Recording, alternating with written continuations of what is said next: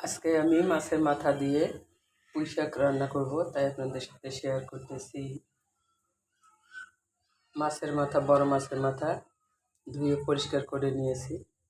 কড়াইতে তেল দিয়ে জিরা দিয়ে দিয়েছি।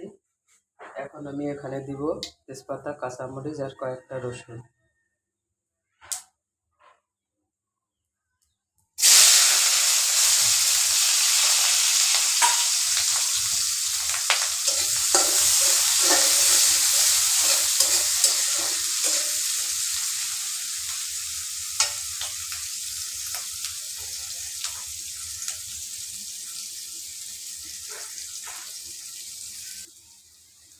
আদা রসুন আর জিরা বাটা দিয়ে দিলাম।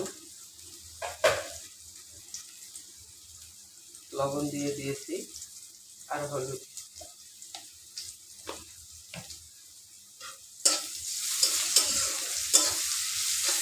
একটু নেড়ে চেড়ে মাছগুলো দিয়ে দিব।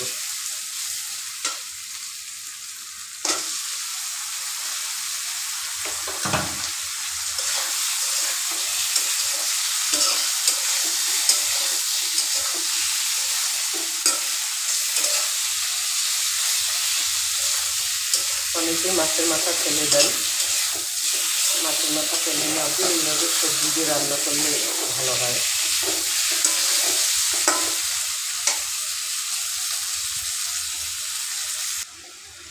একটু পানি দিয়ে এখন ঢাকায় দিব।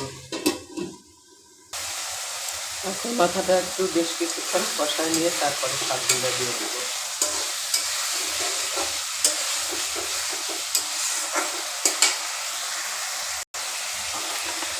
মাছের মাথা কষানো হয়ে গেছে। এখন আমি পরে যে গুঁড়ো মশলাটা দিয়ে আগেই দিয়ে দেব, যেহেতু শাক এই জন্য আগেই দিয়ে দিলাম। এই যে আমার পুঁই শাক দিয়ে দিলাম।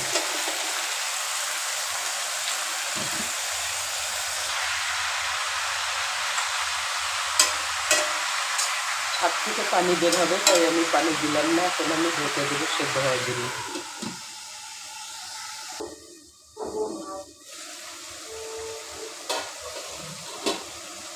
এই যে আমার শাক আর মাছের পানি বের হয়ে সেদ্ধ হয়েছে। দেখেন আমি কীভাবে শাক দিয়ে মাছ ভেজে ফেললাম। কথায় আছে না, শাক দিয়ে মাছ ঢাকা, সেরকম আমি শাক দিয়ে মাছ রান্না করতেছি। আপনারা চাইলে রান্না করে খেতে পারেন, অনেক স্বাদ হয়।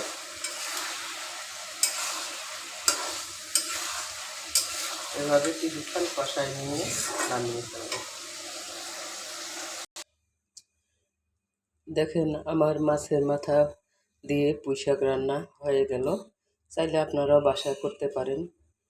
সবাই ভালো থাকেন, সুস্থ থাকেন, আর আমার পেজটির পাশে থাকেন। লাইক, শেয়ার, ফলো দিয়ে ইউটিউব চ্যানেলটি সাবস্ক্রাইব করে দেন প্লিজ।